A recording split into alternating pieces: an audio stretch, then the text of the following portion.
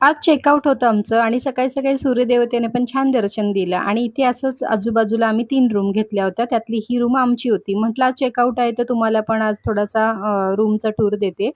स्टेशनपासून एक 5 मिनिटावरच असं हे हॉटेल होतं आणि खूप छान होती रूम पण, सर्व्हिस पण खूप चांगल्या होत्या आणि ही एक एक्स्ट्रा मॅट्रेस दिली होती, पण त्याचे एक्स्ट्रा पे करावे लागतात आपल्याला. तर असं काही हा रूम होता.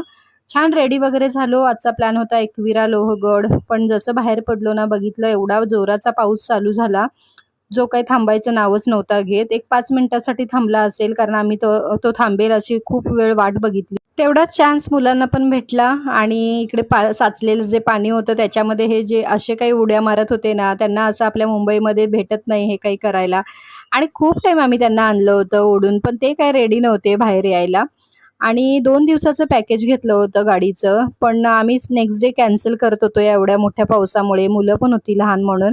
पण ते ड्रायव्हर काका काय त्यांचा लॉस करून आम्ही ॲडव्हान्स पे केले होते ते द्यायला रेडी नव्हते. शेवटी काहीतरी आम्ही त्यांच्याशी बोलणं करून थोडंसं काहीतरी सेटलमेंट केली. त्यानंतर त्यांनीच आम्हाला इथे आजूबाजूला जे 2 म्हणजे ठिकाणं होती ती सांगितली. त्यातलं हे एक होतं जे अ, नारायणी मंदिर म्हणून होतं. तर तिथे आम्ही इथे आलो.